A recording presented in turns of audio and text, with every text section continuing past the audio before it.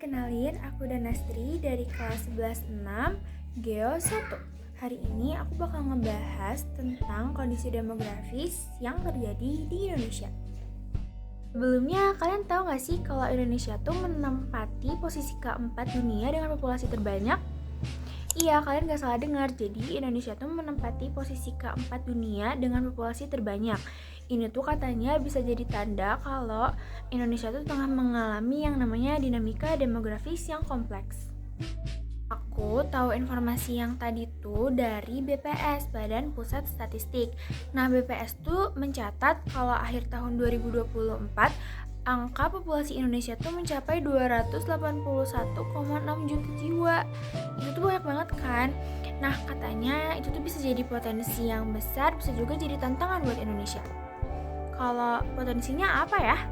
Nah, potensinya Indonesia bisa nikmatin yang namanya bonus demografi.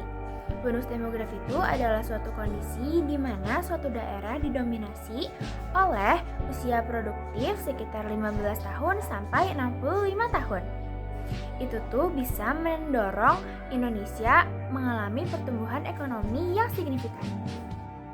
Terus pertanyaannya, masalah atau tantangannya tuh apa? Rendahnya tingkat kesehatan di Indonesia. Menurut Global Health Security Index, taraf kesehatan Indonesia berada di angka 50,4. Nah, rendahnya tingkat kesehatan di Indonesia bisa terjadi karena pembangunan fasilitas yang belum merata serta kurangnya kesadaran dari masyarakat.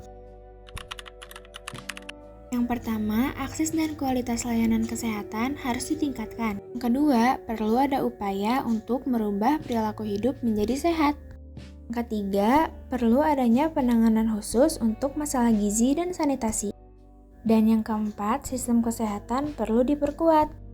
Nah, itu tadi merupakan tantangan sekaligus solusi yang harus dihadapi oleh Indonesia dari kondisi demografis yang sedang terjadi di Indonesia pada saat ini. Nah, aku juga mau bahas sedikit tentang visi Indonesia, yaitu menuju Indonesia Emas 2045. Nah, aku punya harapan buat visi ini. Aku berharap sumber daya manusia di Indonesia bisa lebih meningkat, bisa lebih baik daripada sebelumnya dengan cara pemerataan fasilitas kesehatan, fasilitas pendidikan, dan juga infrastruktur dasar. Aku pengen pemerintah tuh bisa bikin kebijakan atau kayak penetapan yang lebih baik dan lebih merata ke seluruh Indonesia sehingga Indonesia Emas 2045 tuh bisa tercapai dengan baik.